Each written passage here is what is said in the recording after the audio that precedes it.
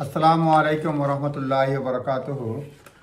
এখন যেটা আপডেট দিব সেটা হচ্ছে international student number fall by a 6th year, মানে 1/6 কমে গেছে ইন্টারন্যাশনাল স্টুডেন্ট। যেখানে বলছে number of international student applying to study in the UK last month fell by 6 compared with last year, মানে 1/6 কমে গেছে international student. Home Office statistics দেখাচ্ছে যে 25,200 fewer students for sponsored study visa in the August, the same month in 2023. আগস্টে 25,200 কম student একই সময়ে এক বছরে ছিল, যেটা বলছে আগস্ট 2000-এর তুলনায়। এ ডিক্রিজ অফ 17.1% স্টুডেন্ট কমে গেছে। New visa rules introduce in January prevent student bringing dependent. নতুন ভিসা রুলে আমি দেখেই বলছি, একটা আজকের পত্রিকার নিউজ, এটা তো লিগেল ডেট না। Introduction January prevent student bringing dependent with them unless they are taking research post graduate qualifications. New visa rules January থেকে তারা ডিপেন্ডেন্ট আনতে পারবে না, স্টুডেন্টরা আনতে পারতেছে না, যেটা হচ্ছে রিসার্চ পোস্ট গ্রাজুয়েট কোয়ালিফিকেশন না হলে। This may made UK less attractive place to study for some. এই কারণে অনেক স্টুডেন্টের সংখ্যা কমে যেতে পারে, অনেকে ধারণা করতেছেন।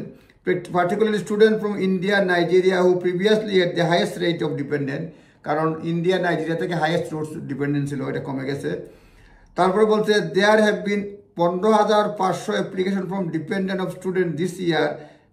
দে are have been 15,500 applicants from dependent of student this year. The figure show 83% fewer than last year. গত বছর থেকে 83% কম। Student visa applicant typically park between July and সেপ্টেম্বরে বেড়ে যায় ahead of the start of the academic ইয়ারের আগে। Institute of physical studies তারা বলছে যে this fall would be important for universities which have become increasingly reliant of international student ফিজ।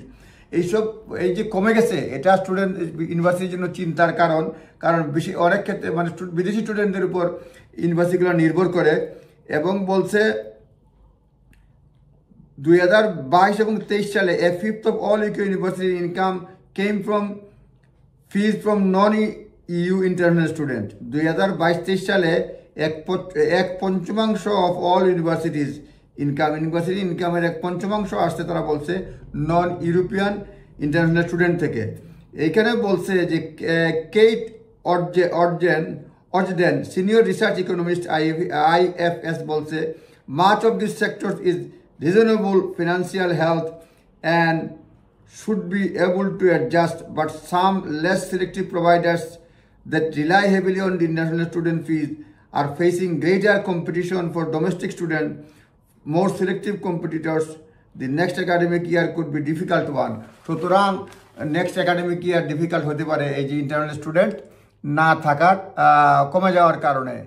এইটা update ছিল 1/6 মানে স্টুডেন্ট কমে গেছে গত এক বছরে। এই হচ্ছে আপডেট। আপনারা ভালো থাকবেন, ধন্যবাদ।